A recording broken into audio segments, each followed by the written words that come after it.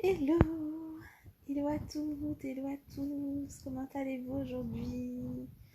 Si vous me rejoignez en live, faites-moi un petit coucou. Si vous me regardez en replay, mettez-moi le petit hashtag replay pour que je vois voilà, vos commentaires. Si vous ne me connaissez pas encore, je suis Stéphanie Loyer, je suis Life and Business Coach. Et j'ai créé une entreprise qui s'appelle Raise Yourself, qui est là pour accompagner les personnes, les hommes et les femmes, à réaliser leurs ambitions pro et perso. Ce soir, j'ai envie de vous raconter un peu de ma journée. C'était une journée magique aujourd'hui, dans le sens où tout n'a pas été parfait. Voilà, quand on a 3 enfants, il y a des moments où c'est un peu le chaos. Et en même temps, c'était quand même une journée magique et je vais vous dire pourquoi. Je vais vous dire sur quoi j'ai décidé de poser mon intention et vraiment qu'est-ce que j'ai choisi de garder de cette journée. Même s'il y a eu des moments où c'était le chaos, il y a eu des moments où les enfants se sont chamaillés, il y a eu le moment où il y en a eu partout dans la maison, il y a eu le moment où c'était l'heure de sortir se balader et là les enfants se sont mis à faire de la peinture. Enfin voilà.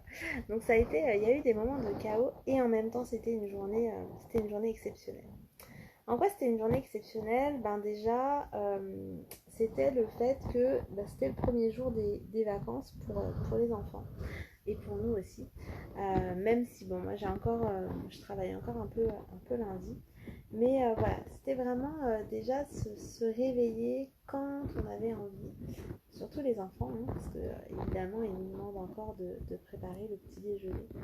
Mais on a pu se recoucher, se reposer. Donc ça, c'était déjà vraiment chouette. Il n'y avait pas de pression sur le timing de quand on allait déjeuner. Chacun a pu faire un petit peu ce qu'il voulait ce matin. Les enfants regardaient la télé, voilà, Esteban a regardé ses vidéos. Moi, j'ai pu faire mon sport comme je voulais, donc c'était vraiment chouette. Et aujourd'hui, on a reçu notre belle cafetière. Donc je sais, ça peut paraître rien comme ça, et en même temps, moi j'avais tellement envie de célébrer ça en fait. C'est une cafetière, la nôtre elle commençait, elle nous a déjà bien rendu service, on l'a bien amorti, et en même temps, cette cafetière qui est arrivée aujourd'hui, c'est un peu comme la cafetière de l'abondance, dans le sens où c'était une cafetière qu'on voulait déjà depuis un bout de temps, parce que elle nous permet aussi d'être plus écologique, d'être plus économique, et en même temps l'investissement il était quand même conséquent pour juste du café. Et en même temps, on en avait envie. J'ai posté un post l'autre jour sur Facebook où je disais que je plonge pleinement dans mes caprices entre guillemets, en tout cas dans mes envies, dans mes désirs, avec délectation. Je ne me culpabilise plus d'aller vraiment toucher du doigt mes désirs. Donc là, j'ai noté tous mes désirs dans un carnet. Je remets ça régulièrement en fait à jour parce que il y en a plein qui sont cochés au fur et à mesure, hein.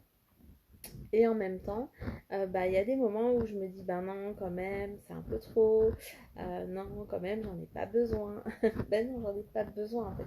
Et d'ailleurs, mon ancienne cafetière, elle fonctionne, mais elle commençait à avoir un peu des signes de faiblesse depuis quelques mois. Et on en avait envie. Et en même temps, pas forcément le moment.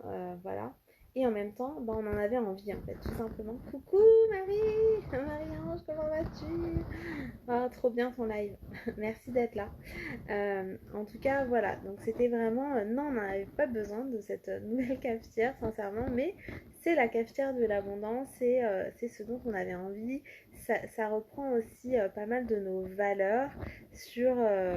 Donc, voilà, même si nous, on n'est pas forcément à fond dans l'écologie et tout ça. Mais on essaye d'être beaucoup plus respectueux et que quand on remplace des choses, ça puisse aller dans le sens d'être plus respectueux pour la planète, pour nous aussi, ce soit plus, comment dire, en tout cas mieux pour notre santé, meilleur pour notre santé. Et là, du coup, ben, de recevoir cette cafetière aujourd'hui, c'était juste waouh, quoi. J'ai fait la danse de la joie pour une cafetière. Donc, vous pouvez me prendre pour une folle si vous voulez. En même temps, bah, c'est un peu bah, tout le process en fait qui se fait autour de ça. Hein. C'est le désir, qu'est-ce que je désire vraiment, mes envies, quelles sont mes envies profondes. Peut-être il y a des moments je peux les voir comme un caprice et en même temps, bah, c'est là en fait. C'est là et tant qu'on ne l'a pas, tant qu'on ne touche pas du doigt, on peut se dire bah oui non j'en ai pas besoin, oui mais est-ce que c'est vraiment raisonnable, bah en fait il y a des moments on n'a juste pas envie d'être raisonnable quoi tout simplement. Et du coup, ben voilà, j'avais envie de célébrer avec vous l'arrivée de cette nouvelle cafetière avec ce bon café en grains là qui sent trop trop bon. Donc voilà. Et il n'y a pas eu que ça aujourd'hui. Il n'y a pas eu que ça aujourd'hui, même si c'était un peu le chaos ce matin avec les enfants. Il n'y a pas eu que ça dans cette journée magique. Il y a eu aussi des moments d'intimité avec mon chéri, alors que voilà, on est 5 à la maison, que c'est pas toujours évident, voilà. Et en même temps, ouais, la cafetière des désirs, Marion, c'est la cafetière des désirs. Et cette intimité avec mon chéri cet après-midi, c'était juste waouh, waouh. Je sais que j'ai déjà fait un programme, en tout cas une expérience qui s'appelle Réjouissance, qui parle de sexualité, qui vient vraiment aller regarder ça sous un autre angle, vraiment expérimenter en fait des nouvelles choses de ce côté-là. Ça s'appelle Réjouissance et je sais qu'un jour j'en parlerai d'une autre manière encore et qu'un jour voilà, il y aura des programmes dessus, mais en tout cas déjà aujourd'hui d'avoir pu avoir ces moments d'intimité avec mon chéri, c'était juste magique en fait. C'était magique, c'est un moment souvent d'abandon, d'amour, de lâcher prise aussi. Voilà, voilà, c'est un peu la journée des désirs aujourd'hui. Et au-delà de ça, on est allé se balader, les enfants voulaient des glaces, voilà, il était tard, c'était avant manger, mais c'était pas grave, on avait juste envie de profiter de cette journée, donc ils ont pu avoir leurs glaces, ils ont joué au parc, c'était vraiment top. Et là, à table, une discussion, mais juste incroyable avec mon fils de 9 ans, une discussion incroyable vraiment sur les jeux qu'on a ensemble avec l'univers, sur encore une fois nos désirs, nos envies, sur le fait aussi que ben ouais des fois on peut être un peu en mode râleur. Moi je dis que quand c'est comme ça je dis qu'il y a Monsieur Grognon qui a pris possession de nous. Donc quand je dis ça à mon fils, ben, en fait ça le fait switcher aussi assez rapidement parce qu'il sait que ben, Monsieur Grognon c'est pas lui, que quand il est en mode ronchon, ben c'est pas lui qui est ronchon, c'est une partie de lui à un moment donné. Et du coup, le fait de mettre en lumière que ben c'est comme une autre partie de lui, ben ça passe plus vite. Et en fait, on a discuté de ça, on a discuté de nos envies, on a discuté de plein de choses en fait. Esteban, c'est un enfant qui est juste incroyable, qui est super curieux, super intéressant. Et on a des discussions d'adultes avec lui, même si dans beaucoup de mes lives, je vous partage aussi bah, qu'il a un caractère un petit peu, enfin en tout cas un profil un peu atypique et que du coup, ben, il a des moments, en fait, des switches d'humeur qui sont assez difficiles à anticiper et à accueillir en fait sur le moment parce que c'est juste... des fois, c'est un peu Dr. Jekyll et Mr. Hyde, quoi. Enfin voilà, on ne sait pas trop à quoi s'attendre. Et ce soir, on a juste eu une discussion, mais vraiment incroyable. Et même lui, en fait, j'étais en train de lui dire, tu sais, chérie, c'est vraiment génial quand on peut prendre ce temps-là. Il me fait, maman, tu sais, j'étais en train de penser exactement la même chose. J'étais en train de me dire, c'est vraiment top quand même quand on a ces discussions-là, quand j'ai ces discussions-là avec vous. Et voilà quoi. Donc ça, c'était encore un autre moment magique. Et on a terminé, mais en beauté en fait. Enfin, c'est un truc, je suis tellement heureuse de vous partager ça. En fait, les petits, donc Eva et Lucas, ils sont allés se brosser les dents pour aller se coucher. Et là, en fait, bah, mon chéri commence à mettre de la musique. Et là, Lucas, donc Eva et Lucas, ils ont 4 ans et demi. Et Lucas, il se met à danser. Mais en fait, avec une grâce absolue. C'est comme si il avait touché les étoiles. Enfin, c'est juste cet enfant. Depuis qu'il est né, on a eu l'impression, enfin j'ai eu l'impression, le moment où il a ouvert les yeux, en fait, j'avais l'impression qu'il lisait à l'intérieur de moi, qu'il savait lire mon âme, en fait. Et j'ai demandé en fait à Christophe à ce moment-là, je dis mais regarde-le et dis-moi parce que ça m'a presque fait peur en fait.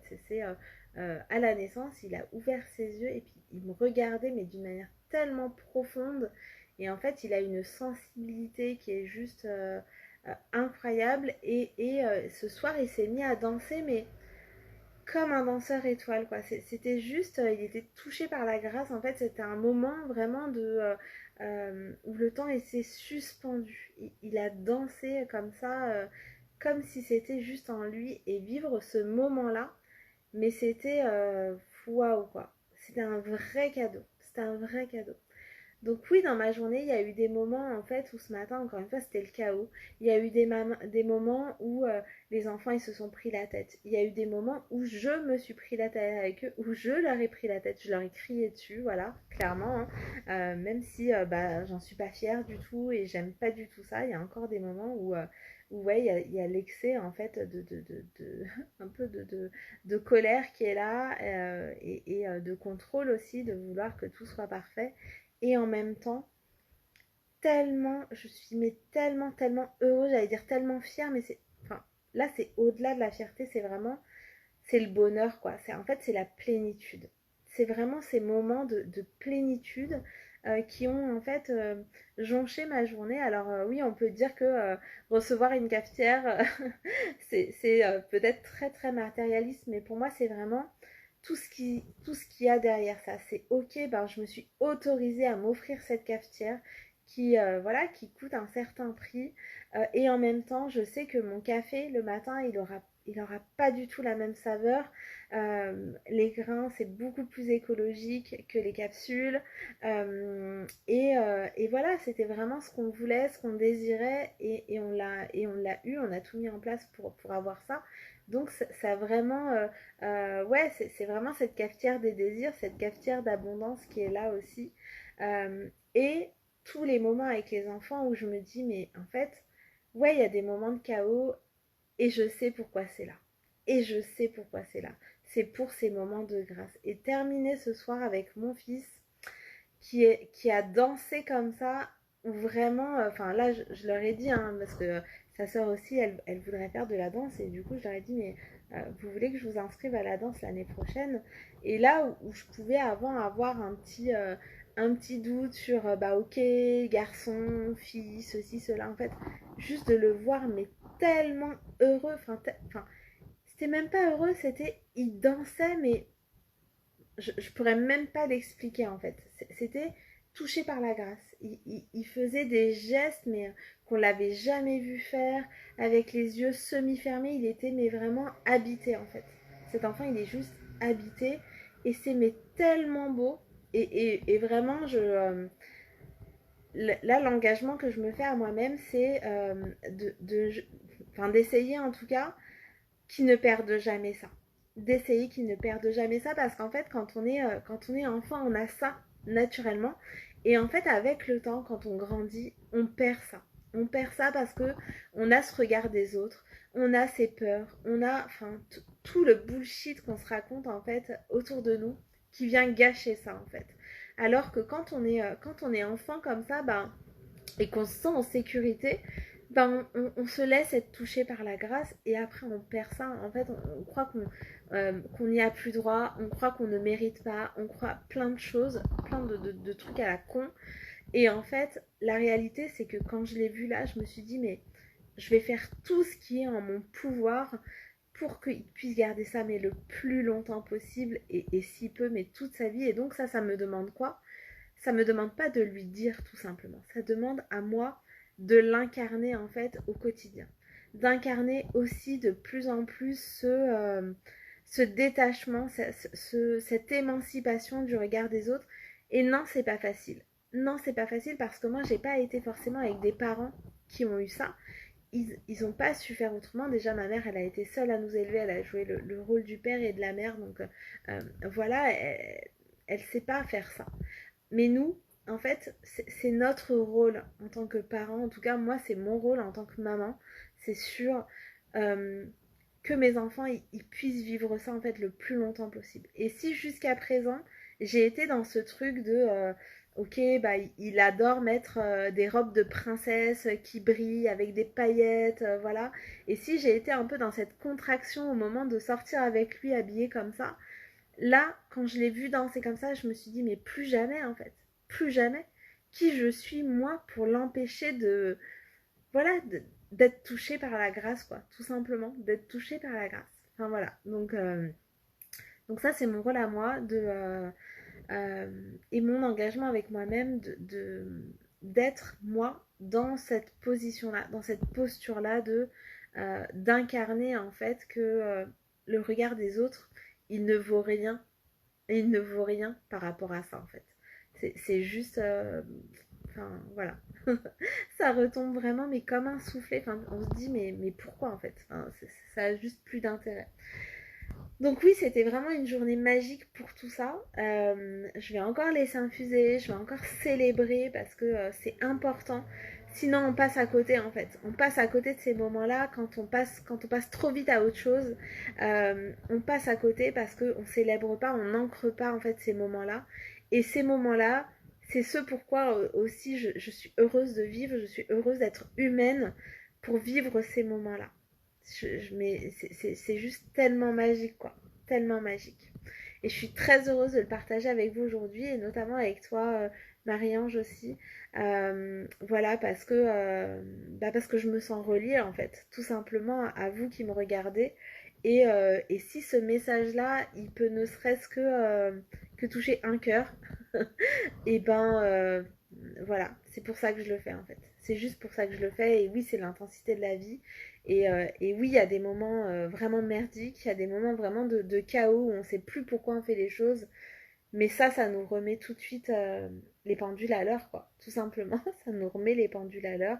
Et, euh, et c'est bien parce que souvent, quand on se remet les pendules à l'heure, c'est plutôt dans les moments négatifs, dans les moments très durs, dans les moments de deuil. La plupart du temps, c'est dans les moments de deuil où on se dit que la vie, elle vaut le coup d'être vécue. Et en fait, après, une fois passé ces deuils-là, ou ces maladies, ou enfin voilà, toutes les mauvaises choses qui peuvent nous arriver, euh, en fait, une fois qu'on a traversé ça, on passe vite à autre chose.